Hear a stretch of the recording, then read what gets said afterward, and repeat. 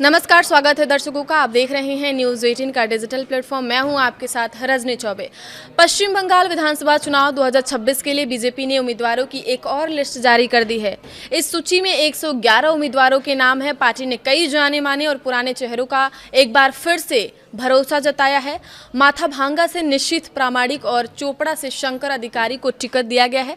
इसके अलावा बैरकपुर से कौस्तव बागची, कमरहाटी से अरूप चौधरी, हिंगलगंज से रेखा पात्रा, सोनारपुर दक्षिण से रोला गांगुली, एंटाली से प्रियंका टिबरवेल और मानिकताला से तापस रॉय जैसे कदावर नेताओं पर पार्टी ने दांव खेला है। आगामी चुनाव में सत्ताधारी टीएमसी को कड़ी टक्कर देने के लिए बीजेपी ने इस सूची में जातीय और क्षेत्रीय समीकरणों को साधने की पूरी कोशिश की है। बीजेपी की इस दूसरी सूची को बारीकी से अगर देखा जाए तो साफ होता है कि पार्टी ने क्षेत्रीय और जातीय समीकरणों को बड़ी ही रणनीतिक कुशलता से साधने का प्रयास किया है।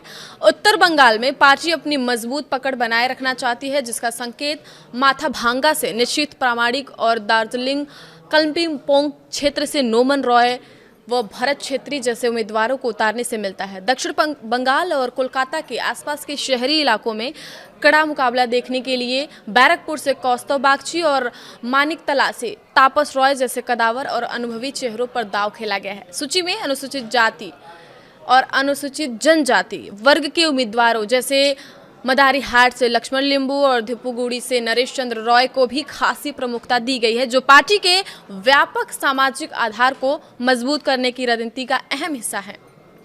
इस सूची के जरिए बीजेपी ने आधी आबादी यानी महिलाओं की राजनीतिक भागीदारी पर भी खास जोर दिया है।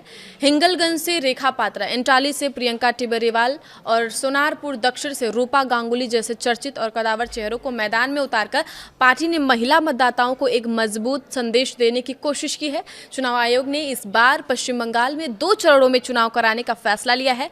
पिछली बार 8 फेज में चुनाव हुए थे। इस बार यहाँ 24 और 29 अप्रैल को वोटिंग होगी। उत्तर बंगाल और जंगल महल में पहले चरण में वोट डाले जाएंगे।